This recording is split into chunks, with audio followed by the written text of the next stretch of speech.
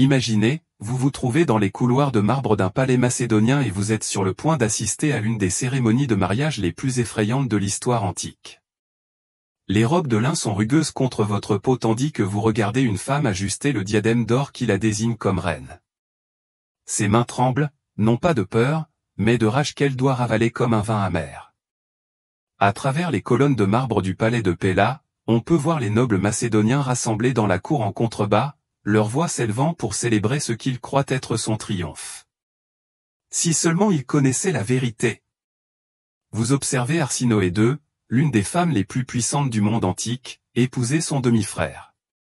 Tomie, surnommé fils de la foudre pour ses ambitions rapides et brutales, se tient à ses côtés, son bras encerclant sa taille avec possessivité. Son étreinte est trop forte, son sourire trop vif. La couronne de mariage qu'il a posée sur sa tête quelques instants plus tôt ressemble à une entrave. Il lui a promis la sécurité de ses fils, a promis de les reconnaître comme héritiers du trône de Macédoine qu'il lui a volé. Mais on peut lire la faim dans ses yeux, la même faim qui l'a poussé à assassiner Séleucus et à s'emparer de ses terres. On sait ce qu'il désire vraiment, non pas une épouse, mais l'élimination de ses rivaux. Les 3 fils de son premier mariage représentent une menace pour son règne, et malgré ses paroles mielleuses, on sent déjà le sang sur ses mains. Les prêtres chantent en grec, invoquant Zeus et Héra pour bénir cette union. Quelle ironie ces divins frères et sœurs dont les poètes chantent le mariage tandis que les nobles rassemblés feignent de ne pas voir la répulsion dans leurs yeux. Ce n'est pas la première fois qu'elle est trafiquée comme une pierre précieuse pour obtenir une alliance. À 15 ans, son père Ptolémée la confia à Lysimaque, un homme assez âgé pour être son grand-père. Aujourd'hui, à 40 ans, elle est redevenue monnaie courante. Regardez le vin prendre un goût de cendre dans sa bouche tandis qu'il porte les toasts rituels. Autour d'eux, la cour célèbre, mais elle planifie déjà. Si elle a appris quelque chose au cours des 25 années écoulées depuis ses premiers pas dans les eaux troubles de la politique hellénistique, c'est bien ceci, la survie exige plus que la beauté ou la lignée. Elle exige ruse, patience et la volonté d'obéir à toutes les exigences divines.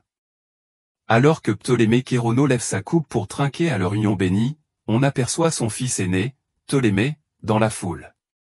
Contrairement à ses frères cadets, il refusa de venir auprès de Péla, pressentant le piège dans lequel elle, aveuglée par le désespoir, s'était jetée volontairement. Son absence pourrait bien lui sauver la vie, tandis que la sienne ne tient qu'à un fil. L'ironie est plus tranchante que n'importe quelle lame. Elle, Arsinoé, fille du grand Ptolémée Sauteur qui a bâti un empire à partir du dernier souffle des conquêtes d'Alexandre, est devenue exactement ce que ses ennemis prétendent que toutes les femmes royales sont, un pion dans les jeux des hommes. Mais ils sous-estiment ce que peut devenir un pion, lorsqu'il atteint l'autre côté de l'échiquier.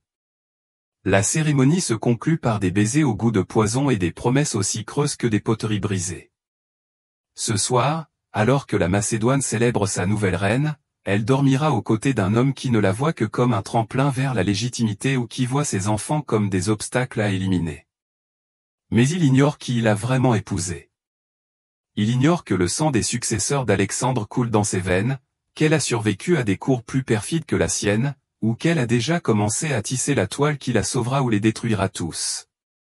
Avant de plonger dans cette histoire oubliée de survie et de souffrance à l'ombre des pyramides, si vous aimez en apprendre davantage sur les vérités cachées derrière les dynasties les plus puissantes de l'histoire, pensez à cliquer sur ce bouton j'aime et à vous abonner pour plus de contenu comme celui-ci.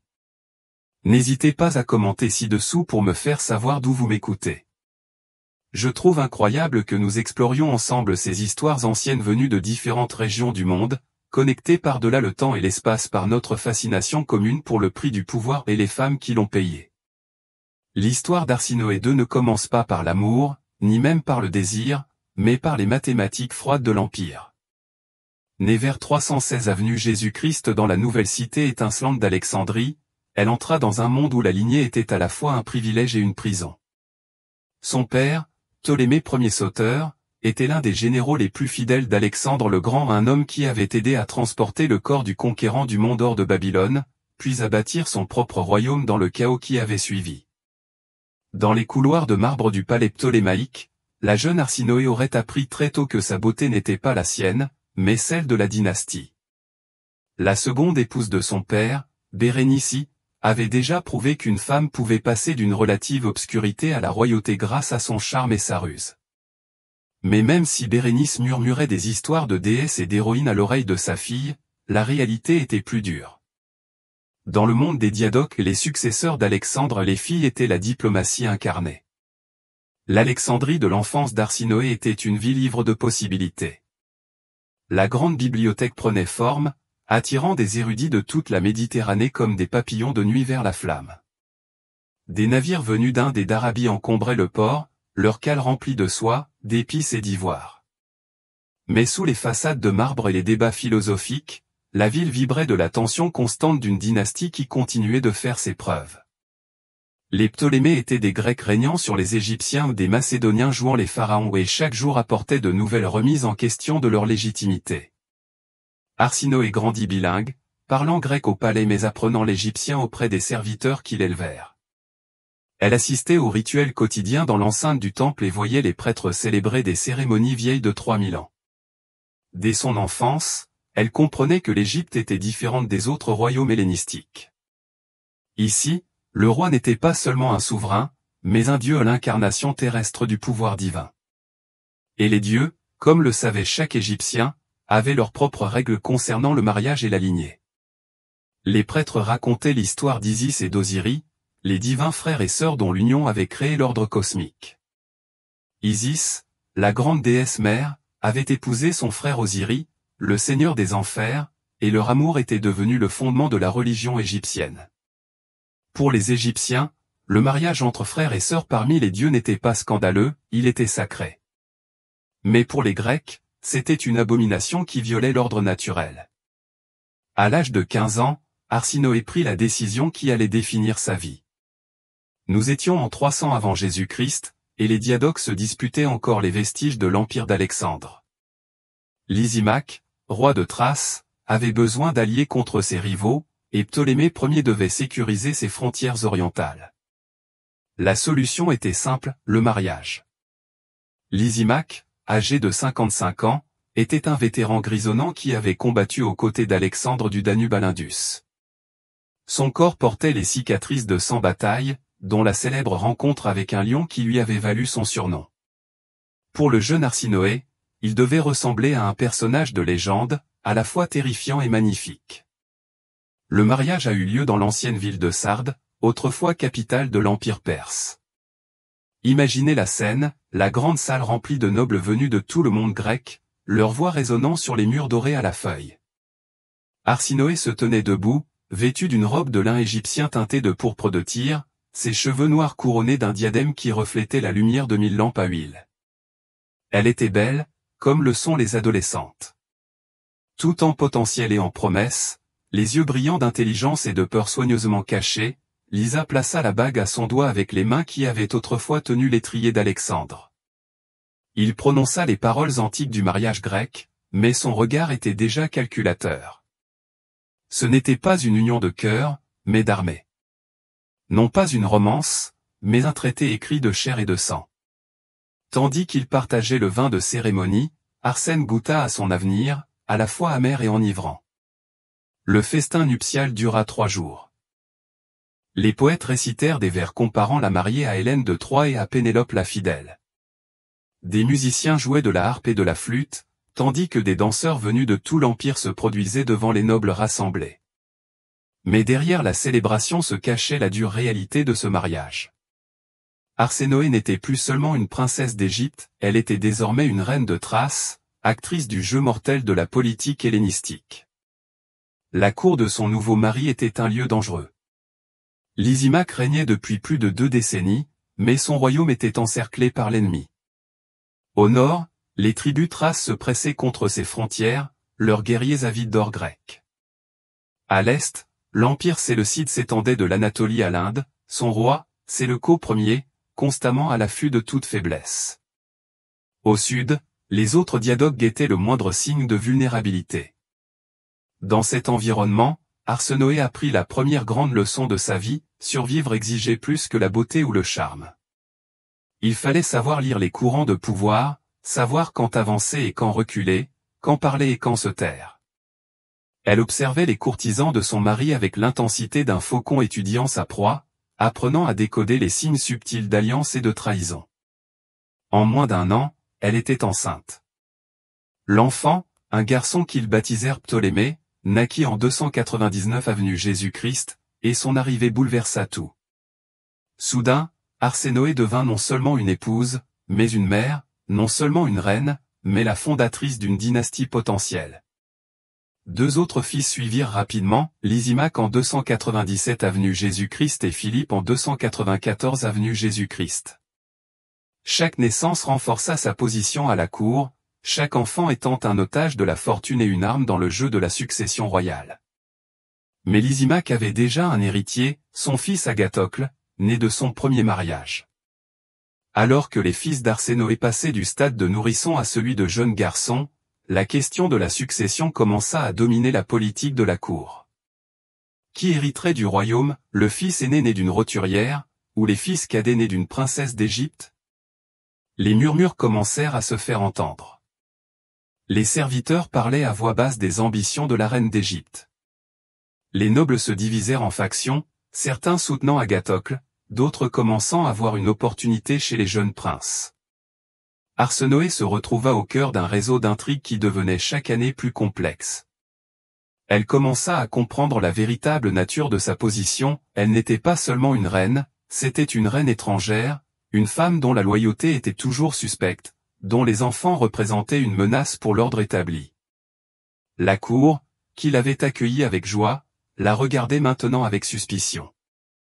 Chaque mot qu'elle prononçait était analysé pour en saisir le sens caché, chaque geste interprété comme un signe de complot. La pression était énorme. Imaginez-vous une jeune femme d'une vingtaine d'années, loin de chez elle, responsable de 3 jeunes enfants, entourée d'ennemis qui lui souriaient en face et lui murmuraient du poison dans le dos. Le poids de l'attente pesait sur elle comme une force physique. Son père avait investi l'avenir de l'Égypte dans ce mariage, et un échec signifierait plus qu'une honte personnelle, il signifierait l'affaiblissement de toute la dynastie ptolémaïque. Alors Arsinoé a appris à jouer le jeu. Elle cultivait des alliances parmi les dames de la cour, utilisant son or égyptien pour s'assurer leur loyauté. Elle fréquentait philosophes et poètes, créant un cercle d'intellectuels qui louaient sa sagesse et sa beauté. Elle participait aux cérémonies religieuses, témoignant de son respect pour les dieux locaux tout en conservant ses propres pratiques égyptiennes. Et lentement, prudemment, elle a commencé à construire une base de pouvoir indépendante de son mari. Le moment crucial survint en 283 avenue Jésus-Christ, lorsque Ptolémée, le fils aîné d'Arsinoé, atteignit l'âge de 16 ans. Selon la coutume grecque, il était désormais en âge d'être considéré pour la succession. La question était désormais incontournable, qui hériterait du royaume de Lysimaque? Le vieux roi avait maintenant 73 ans, les cheveux blancs comme neige, le pas hésitant. Il avait régné 39 ans plus longtemps qu'Alexandre et le poids de ces décennies transparaissait sur chaque trait de son visage.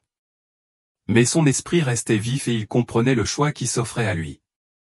Soutenez son fils aîné Agathocle et risquez de vous aliéner ses puissants alliés égyptiens. Soutenez les fils d'Arsinoé et risquez une guerre civile avec les partisans d'Agathocle. Ce qui s'est passé ensuite a été débattu par les historiens pendant des siècles. Certains prétendaient qu'Arsinoé avait séduit son mari pour qu'il élimine son rival. D'autres affirmaient qu'elle lui avait simplement présenté des réalités politiques qu'il ne pouvait ignorer. La vérité, comme toujours dans ces récits anciens, était probablement plus complexe que ces 2 versions. Ce que nous savons avec certitude, c'est qu'en 283 avenue Jésus-Christ, Agathocle fut arrêté pour trahison. Les preuves contre lui étaient minces, quelques lettres interceptées, des rencontres suspectes, les témoignages de témoins peut-être corrompus ou contraints. Mais dans le monde politique hellénistique, l'apparence de culpabilité suffisait souvent. Quelques jours plus tard, Agathocle était mort, exécuté sur ordre de son père. La cour fut sous le choc. Agathocle, populaire parmi les nobles, était un commandant militaire reconnu qui avait combattu aux côtés de son père lors de nombreuses campagnes. Son exécution envoyait un message clair, les fils d'Arsinoé étaient désormais les héritiers du trône, et quiconque s'opposerait à eux le ferait à ses risques et périls. Mais la victoire a eu un prix terrible. La mort d'Agathoclès divisa le royaume, créant des factions qui ne parviendraient jamais à se réconcilier véritablement. Nombre des anciens nobles, ceux qui avaient servi Lysimaque depuis le début, voyaient désormais en Arsinoé une sorcière étrangère ayant corrompu leur roi. Les murmures devinrent plus forts, plus venimeux. On la surnommait une seconde Médée, une femme prête à tout détruire pour conquérir le pouvoir. Les ennemis extérieurs du royaume pressentaient une faiblesse. Séleucus Ier, dernier des gardes du corps d'Alexandre, commença à attaquer les territoires orientaux de Lysimaque. Les tribus thraces resserrèrent leur emprise sur les frontières nord. Les pirates attaquèrent les villes côtières, sachant que l'attention du royaume était focalisée sur ses propres divisions. En 281 avant Jésus-Christ, la crise atteint son paroxysme. Séleucus envahit l'Anatolie avec une armée massive, prétendant venger la mort d'Agathocle. Lysimaque, malgré son âge avancé, prit le champ de bataille une dernière fois.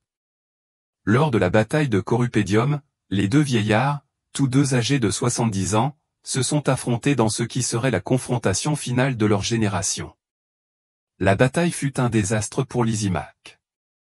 Son armée, affaiblie par des années de luttes intestines, s'effondra sous l'assaut des Séleucides. Le vieux roi lui-même tomba au combat, le corps transpercé par une douzaine de lances. Avec sa mort, le royaume de Thrace s'est effondré comme une maison construite sur le sable. Arsinoé, veuve à 35 ans, se retrouva dans la situation la plus périlleuse de sa vie. Elle avait 3 jeunes fils à protéger, mais aucune armée pour les défendre. Le royaume que son mari avait bâti se disloquait autour d'elle, déchiré par des généraux ambitieux et des nobles vengeurs. Séleucus avançait vers la capitale, et elle n'avait nulle part où fuir. Mais Arsène n'avait pas survécu à 20 ans d'intrigues de cour en restant passif. Alors même qu'elle apprenait la mort de son mari, elle planifiait déjà sa prochaine action. Elle rassembla ses plus fidèles partisans, récupéra le peu de trésors qu'elle pouvait emporter et se prépara à prendre la fuite. La femme qui avait été autrefois transportée à Sardes dans une litière nuptiale était désormais confrontée à la perspective de fuir pour sauver sa vie.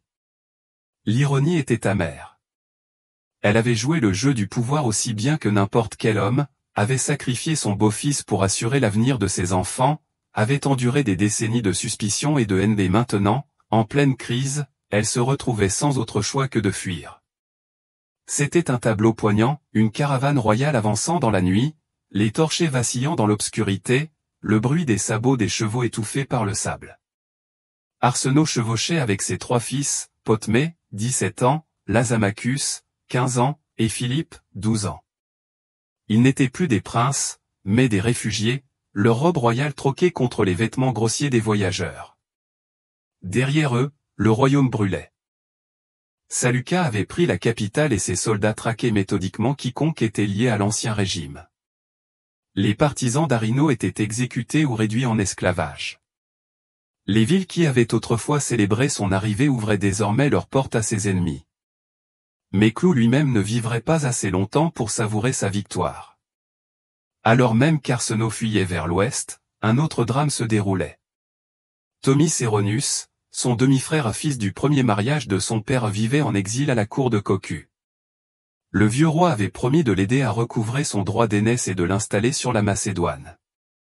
Mais Céronus était impatient, ambitieux et impitoyable. Au moment même du triomphe, alors que Saluca s'apprêtait à traverser l'Europe, Saraphusan frappa. Il assassina son hôte et bienfaiteur, s'emparant de l'armée et du trône de Macédoine. Le dernier des premiers compagnons d'Alexandre était mort, tué par un homme assez jeune pour être son petit-fils. La nouvelle parvint à Arino alors qu'elle se réfugiait dans une ville portuaire de la côte Aïenne. Son demi-frère, l'homme qui avait été écarté de la succession en Égypte, et qui avait nourri ses griefs devant les cours étrangères pendant des décennies, était désormais roi de Macédoine. Et il lui proposait le mariage. La proposition fut transmise par un messager qui parla avec douceur de réconciliation et d'unité familiale. Saranus promit de reconnaître ses fils comme ses héritiers, de leur donner le royaume que Lysimaco avait perdu. Il parla d'amour et de destinée, et de la nécessité pour la lignée thomique de régner en Macédoine comme elle régnait en Égypte. Arsène écouta ces mots, le visage impassible. Elle avait déjà entendu de telles promesses de la part de Lysaku, d'innombrables courtisans et généraux. Elle connaissait le poids des promesses royales, savait avec quelle rapidité elles pouvaient être oubliées lorsque la convenance l'exigeait. Mais elle savait aussi qu'elle n'avait pas le choix. Ses fils avaient besoin de protection, et elle avait besoin d'un trône pour la leur assurer. Accepter la demande en mariage de Céronus fut la décision la plus difficile de sa vie. Cette fois, elle n'était pas naïve, mais une femme de 40 ans, qui avait vu l'horreur des hommes quand le pouvoir était en jeu.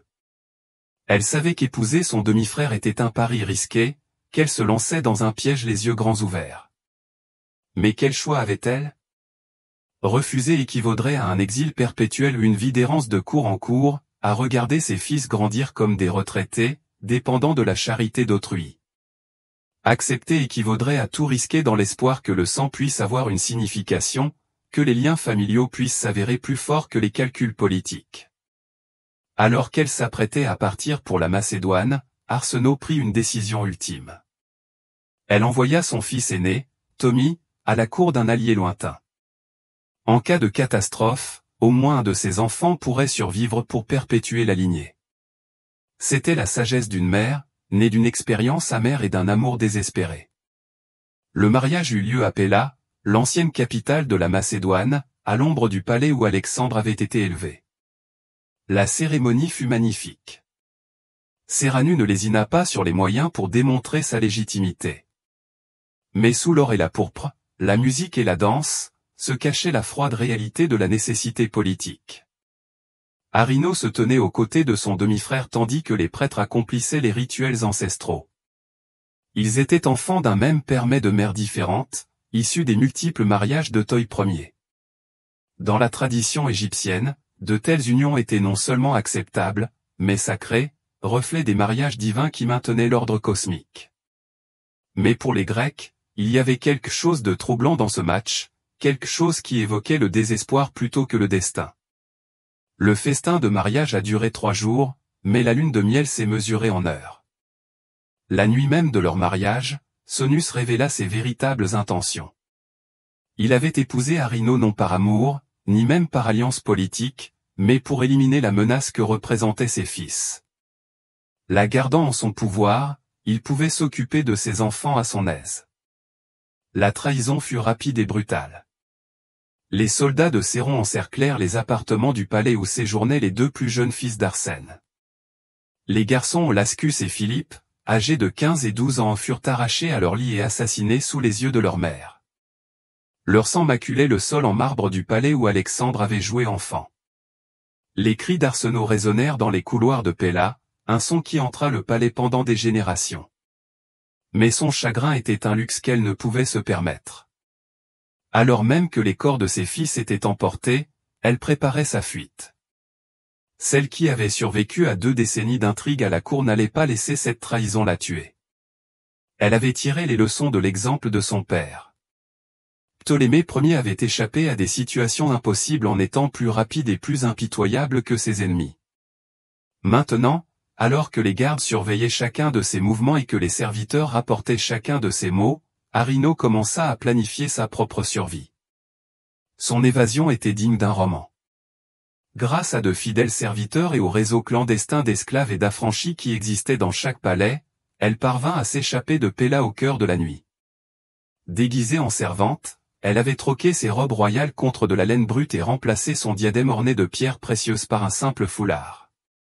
Derrière elle, elle laissa un leurre, une esclave qui ressemblait vaguement à la reine, et qui lui permettrait de gagner de précieuses heures avant que la supercherie ne soit découverte.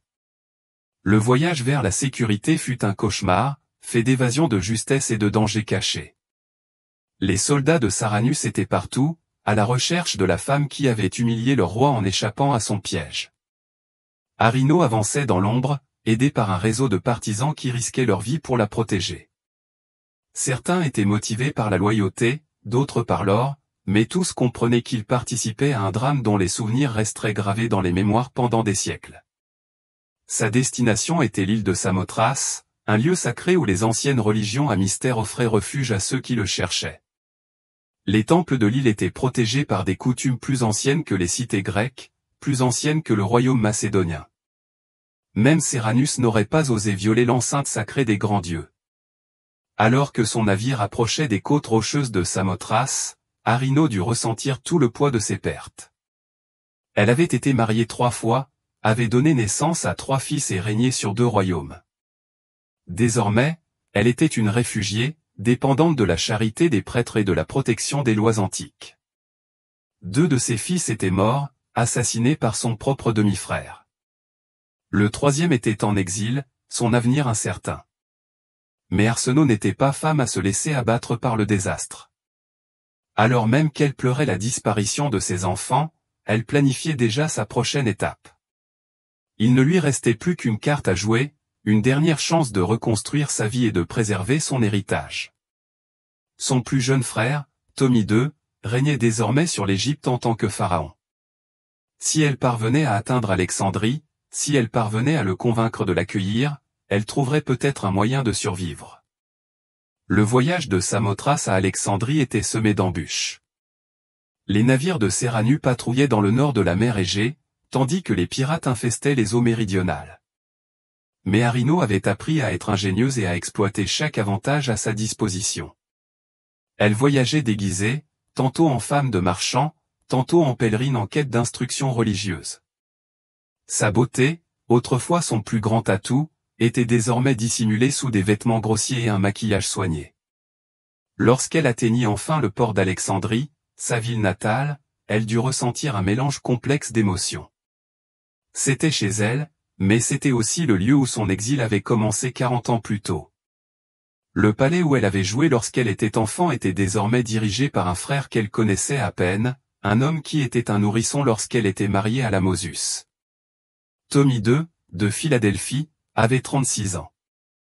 Érudit et administrateur, il avait hérité du royaume de son père, mais pas de son génie militaire. L'Égypte était prospère sous son règne, ses routes commerciales étaient sûres et ses temples magnifiques. Mais le pharaon lui-même était un homme prudent, peu disposé à prendre les risques qui avaient fait la grandeur de son père. Les retrouvailles entre frères et sœurs ont été gênantes, chargées de décennies de séparation et de suspicions mutuelles. Arsinoé n'était plus la jeune princesse qui avait quitté Alexandrie dans une litière nuptiale. C'était une femme endurcie par la tragédie, marquée par la trahison, aspirant désespérément à une seconde chance. Les 2 voyaient en elle à la fois une opportunité et une menace, une sœur qui pourrait être une alliée précieuse, ou une rivale qui pourrait défier son autorité. Les négociations étaient délicates. Arsinoé avait besoin d'un refuge, mais aussi d'un rôle à la hauteur de son expérience et de son ambition. Elle ne pouvait se contenter de se retirer dans un exil confortable, ni accepter la vie d'une parente dépendante. Elle avait été reine, mère, actrice du grand jeu du pouvoir. Elle ne se contenterait pas de sombrer dans l'oubli. La solution, lorsqu'elle est arrivée, était aussi choquante que brillante. Ptolemy II était marié à Arino Ier, une femme qui lui avait donné des enfants, mais qui manquait de perspicacité politique pour être un véritable partenaire de gouvernement. S'il divorçait de sa femme et épousait sa sœur, il gagnerait non seulement une reine, mais aussi une co-régente, quelqu'un qui comprenait les complexités de la politique hellénistique comme peu d'autres. En Égypte, pendant 3000 ans, les pharaons avaient parfois épousé leurs sœurs, suivant l'exemple des dieux eux-mêmes. Isis et Osiris, le couple divin qui régnait sur les enfers, étaient frères et sœurs. Leur union n'était pas considérée comme incestueuse, mais sacrée, reflet de l'ordre cosmique qui maintenait l'équilibre de l'univers. Mais les Ptolémées étaient grecs, et pour eux, le mariage entre frères et sœurs était une abomination. Il violait l'ordre naturel, offensait les dieux et menaçait la stabilité de la société. Aucun souverain ptolémaïque n'avait jamais épousé un frère ou une sœur germain, bien qu'il leur soit arrivé d'épouser des demi-frères et sœurs ou des cousins. La décision de briser ce tabou ne fut pas prise à la légère.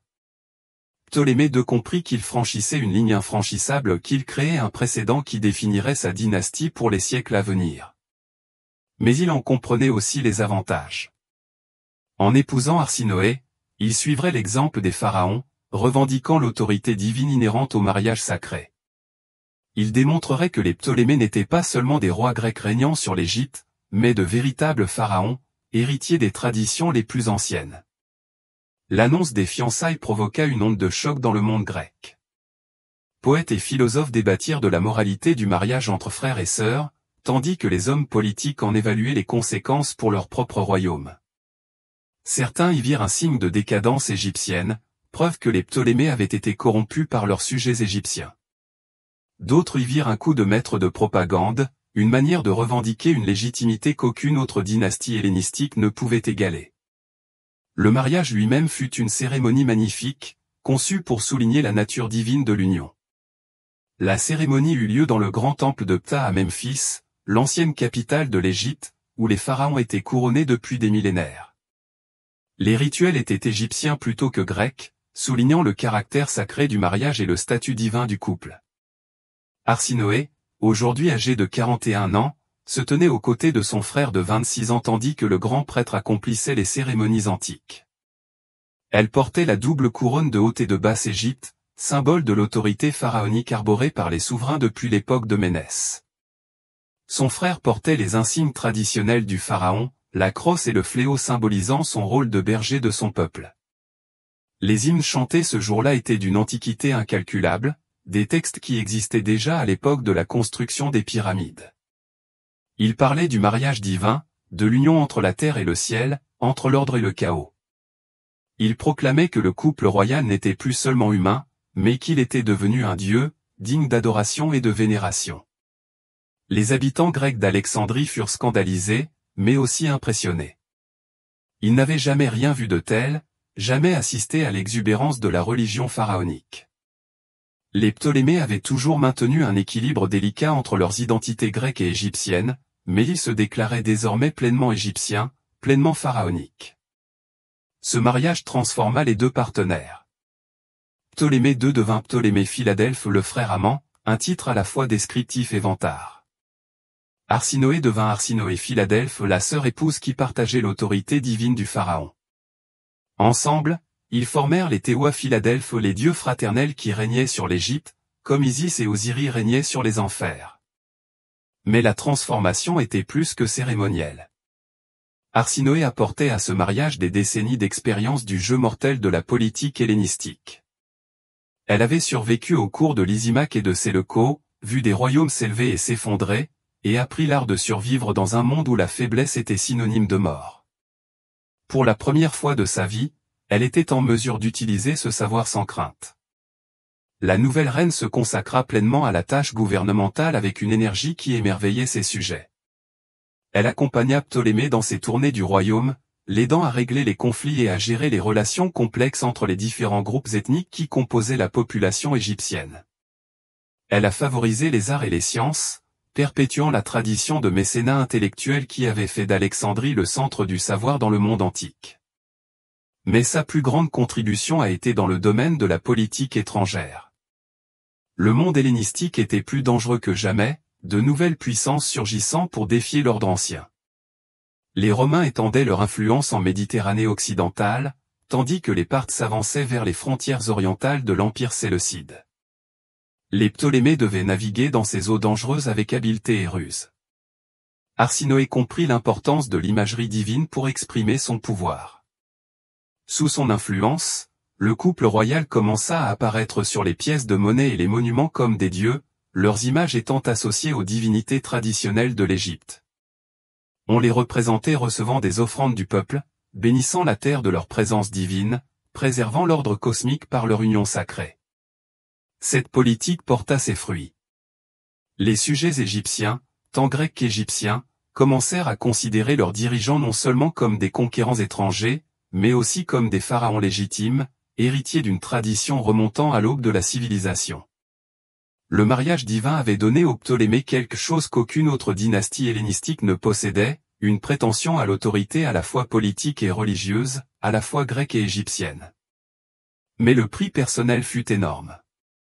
Arsinoé avait tout sacrifié au son premier mariage, ses enfants, sa jeunesse pour atteindre ce poste. Elle avait enduré des décennies d'exil et de trahison, avait vu ses fils se faire assassiner sous ses yeux, et avait fui pour sauver sa vie de l'autre côté de la Méditerranée. Maintenant, au crépuscule de sa vie, elle avait atteint le prix ultime, une part de l'autorité divine, une place parmi les dieux eux-mêmes. Le mariage n'eut pas d'enfant, mais ce n'était pas nécessaire. Ptolémée II avait déjà des héritiers de son premier mariage, et Arsinoé avait désormais dépassé l'âge de procréer. Ce qui comptait n'était pas la reproduction biologique, mais la transformation politique et religieuse. Les Ptolémées étaient devenus quelque chose de nouveau, quelque chose qui transcendait les limites ordinaires de l'autorité humaine. Alors qu'Arsinoé se tenait dans le palais d'Alexandrie, coiffée de la couronne des pharaons, elle dut réfléchir à l'étrange voyage qui l'avait conduite à cet instant. Elle avait été un pion dans les jeux diplomatiques de son père, l'épouse trophée d'un roi vieillissant, la victime de l'ambition meurtrière de son demi-frère. Mais elle avait également été une actrice à part entière, une femme qui avait utilisé tous les outils à sa disposition, la beauté, l'intelligence, la cruauté et la détermination pure et simple pour survivre et finalement triompher. La tradition qu'elle a établie lui survivra des siècles. Les futurs souverains ptolémaïques suivront son exemple, mariant leurs frères et sœurs pour maintenir l'autorité divine de la dynastie. Cette pratique atteindra son apogée avec la plus célèbre de toutes les reines ptolémaïques, Cléopâtre VII, qui épousa successivement deux de ses frères et utilisa le prestige de son ascendance divine pour défier Rome elle-même. Mais c'est une autre histoire. Pour l'instant, tandis que nous observons Arsinoé dans son moment de triomphe, nous devons nous émerveiller du prix qu'elle a payé pour le pouvoir et de la détermination impitoyable qui l'a menée à travers des décennies de souffrance jusqu'à cette ultime revanche. Elle avait été contrainte à l'inceste non pas une, mais 2 fois. Elle avait été utilisée comme un instrument de politique dynastique de l'enfance à l'âge mûr. Mais finalement, elle avait transformé cette victimisation en victoire, cette souffrance en force. La femme qui s'était autrefois recroquevillée dans un palais macédonien pendant le meurtre de ses enfants se dressait désormais telle une déesse au pays des pharaons. Son autorité était incontestée, son héritage assuré. Elle avait payé le prix ultime du pouvoir, mais elle avait aussi obtenu la récompense ultime, l'immortalité. Non seulement dans la mémoire des historiens, mais aussi dans les traditions religieuses du peuple qu'elle dirigeait. Alors que le soleil se couchait sur le Nil, projetant de longues ombres sur les jardins du palais, Arsinoé dut ressentir une profonde satisfaction. Elle avait survécu à l'insurmontable, triomphé d'une situation insurmontable, s'était transformée de victime en déesse. La jeune fille vendue en mariage à 15 ans était devenue la femme qui avait redéfini le statut de reine ptolémaïque. La lignée allait perdurer, préservée non pas par ses propres enfants, mais par l'institution qu'elle avait créée. La pratique de l'inceste royal, autrefois choquante et sans précédent, allait devenir la caractéristique principale de la dynastie ptolémaïque. Et les futures reines la considéreraient comme la fondatrice de leur tradition, la femme qui leur avait montré que la survie était possible même dans les circonstances les plus désespérées. Mais ce prix terrible et déchirant ne sera jamais oublié. Chaque mariage ptolémaïque futur porterait l'écho de son sacrifice. Chaque cérémonie divine se souviendrait du prix qu'elle avait payé. Elle avait sauvé la dynastie, mais elle s'était perdue dans le processus où elle était devenue un symbole plutôt qu'une personne, une déesse plutôt qu'une femme. L'ironie tragique était totale. En cherchant à préserver son humanité en protégeant ses enfants, elle avait été contrainte de la sacrifier pour devenir une déesse. En luttant pour rester mère, elle avait été contrainte de devenir un mythe. La femme qui n'avait rien voulu de plus que protéger sa famille avait fini par fonder une tradition qui allait consumer d'innombrables familles dans les siècles à venir. À la tombée de la nuit sur Alexandrie, la ville s'installa dans le rythme qui allait la définir pour les 3 siècles suivants. Au palais, le couple divin accomplissait ses devoirs sacrés, maintenant l'ordre cosmique par son union. Dans les temples, les prêtres. Des prières furent offertes pour la santé et la prospérité de la théophilie de Philadelphie. Dans les rues, marchands et érudits, fermiers et pêcheurs vaquaient à leurs occupations sous la protection de dieux autrefois humains.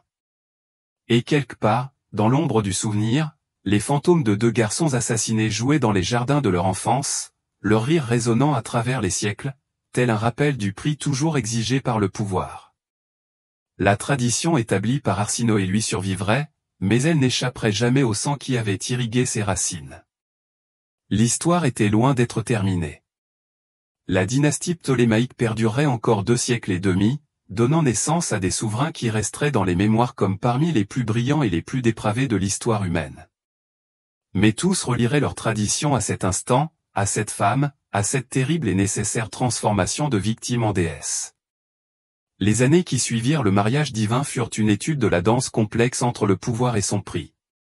Arsinoé II, alors âgé d'une quarantaine d'années, se lança dans le rôle de reine pharaon avec la ferveur de celle qui comprenait que c'était peut-être sa dernière chance de laisser une trace durable dans l'histoire.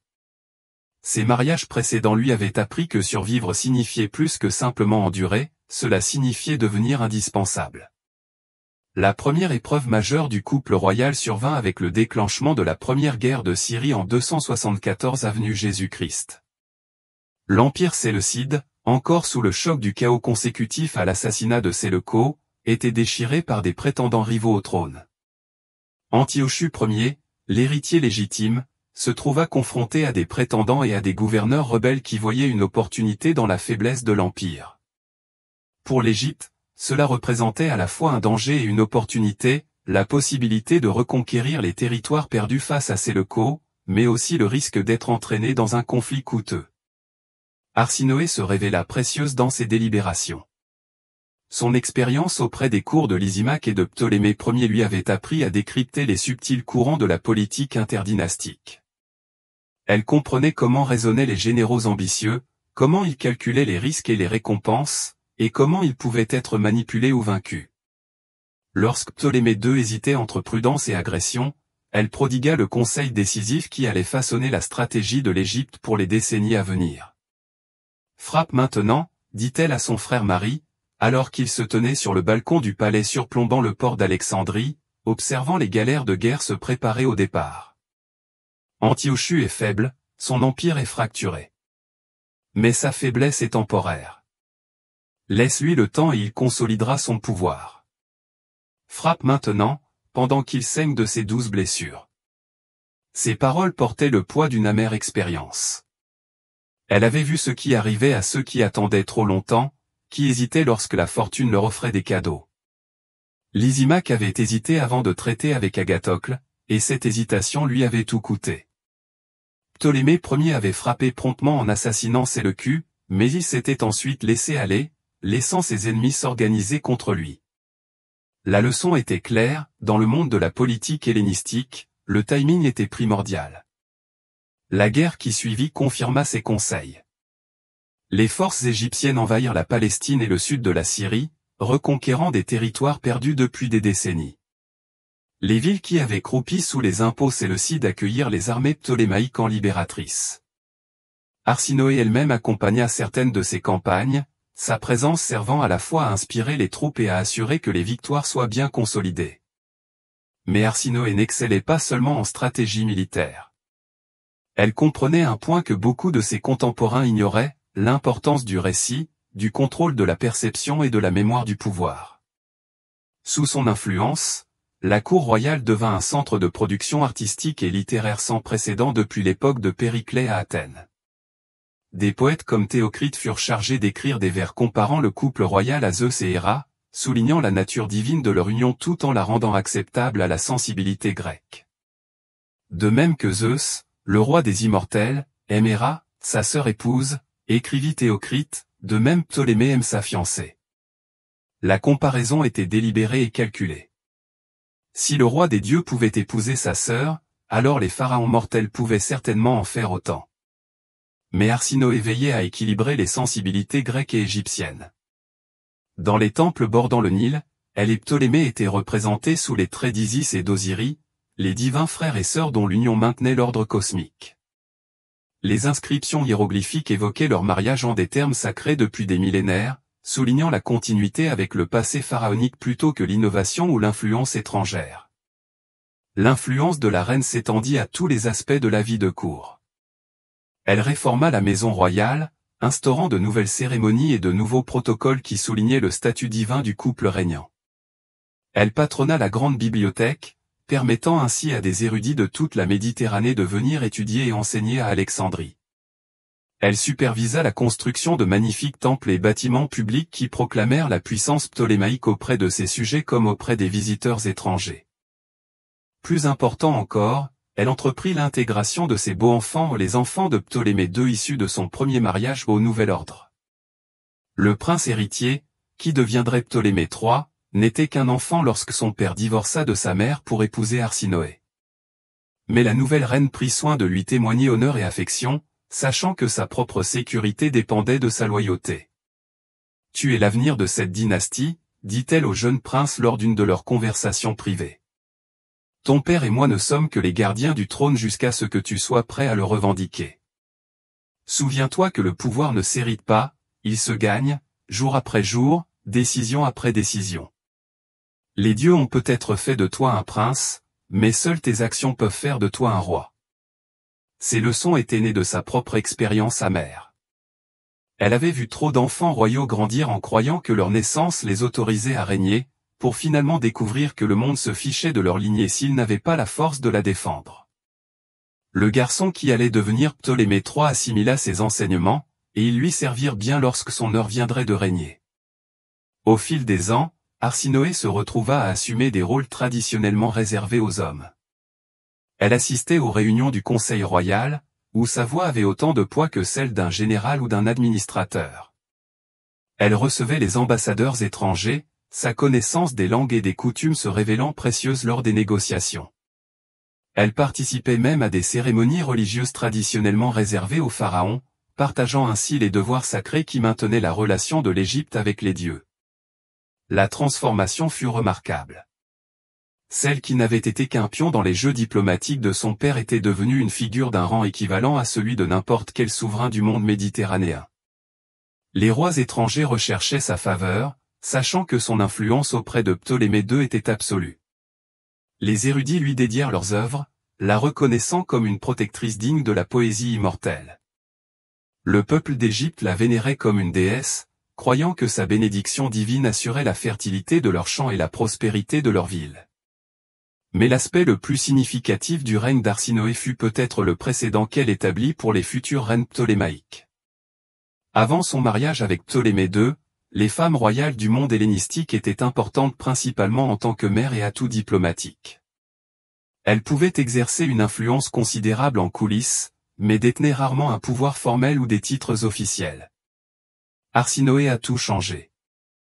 Elle a créé le modèle de ce que les érudits appelleraient plus tard la royauté ptolémaïque, un modèle de règne féminin combinant les concepts égyptiens traditionnels de royauté divine et les conceptions hellénistiques de l'autorité royale. Les futures reines, comme Cléopâtre II, s'appuieront sur les fondations qu'elle a posées, mais elles la reconnaîtront toujours comme l'initiatrice de leur pouvoir. L'ironie n'échappa pas à ceux qui connaissaient son histoire.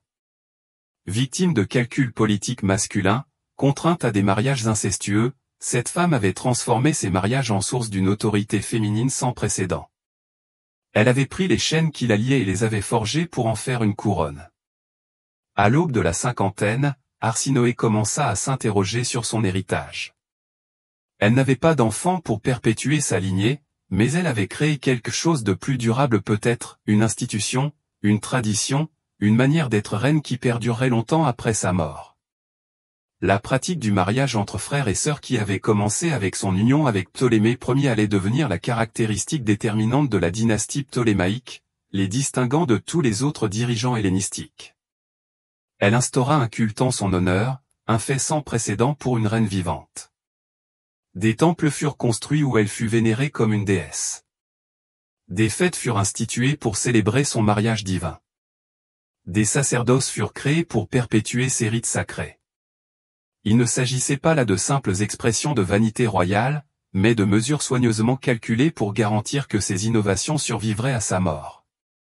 La fin survint en 270 avant Jésus-Christ, alors qu'Arsinoé avait 46 ans.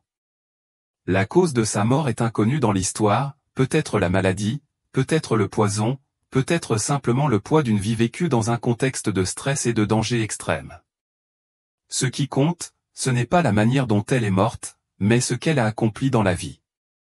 Ses funérailles furent un spectacle digne d'un pharaon. Le cortège parcourut les rues d'Alexandrie pendant des jours, peuplé de représentants du monde méditerranéen venus lui rendre hommage. Des poètes récitèrent des vers en son honneur, des prêtres célébrèrent des cérémonies en plusieurs langues, et le peuple d'Égypte pleura la perte de sa reine divine. Mais même la mort ne put entamer son influence. Ptolémée II, privé de sa compagne et co-régente, instaura un culte éternel en son honneur. Elle fut officiellement déifiée sous le nom d'Arsinoé Philadelphe, la déesse fraternelle, et son culte fut intégré à la religion d'État égyptienne. Les temples de tout le royaume entretenaient ses feux sacrés et son image apparaissait sur des pièces de monnaie et des monuments pendant des siècles. Plus important encore, la tradition qu'elle avait établie se perpétua. Les futurs souverains ptolémaïques suivirent son exemple, mariant leurs frères et sœurs afin de préserver le caractère divin de leur autorité. Cette pratique devint si essentielle à la dynastie qu'il était impossible d'imaginer le règne ptolémaïque sans elle. Chaque génération successive de mariage entre frères et sœurs était un hommage à sa mémoire ou une reconnaissance qu'elle avait trouvé la clé de la légitimité dans un monde qui ne respectait que le pouvoir. L'ironie tragique de son histoire était totale. Victime de la pratique du mariage dynastique, la femme avait transformé cette même pratique en une source d'autorité féminine sans précédent. Forcée à l'inceste par les calculs politiques des hommes, elle en avait fait un moyen de transcender les limites que ces mêmes hommes avaient tenté de lui imposer. Au fil des siècles et alors que la dynastie ptolémaïque tombait finalement sous la conquête romaine, les historiens débattaient de la moralité et de la sagesse d'eux. Selon la tradition établie par Arsinoé, certains condamnaient la pratique du mariage entre frères et sœurs comme une corruption de la loi naturelle, un signe de décadence qui conduisait inévitablement à la chute de la dynastie. D'autres y verraient une brillante adaptation aux circonstances uniques de l'Égypte hellénistique, une manière de maintenir la légitimité dans un monde de revendications concurrentes et de loyauté divisée. Mais l'hommage le plus approprié rendu à Arsinoé II est peut-être venu d'une source inattendue. Lorsque Jules César arriva à Alexandrie et commença sa liaison avec Cléopâtre VII, il fut impressionné par l'assurance et l'autorité de la jeune reine. Comment peut-elle se comporter avec une telle assurance divine, aurait-il demandé à l'un de ses conseillers. La réponse était simple, elle était l'héritière d'une tradition vieille de près de 3 siècles, d'une femme qui avait transformé la victimisation en victoire, la souffrance en force, les chaînes en couronne. Cléopâtre a régné comme elle l'a fait parce qu'Arsinoé II lui avait montré comment faire, il avait créé le modèle de la royauté ptolémaïque qui a rendu une telle autorité possible.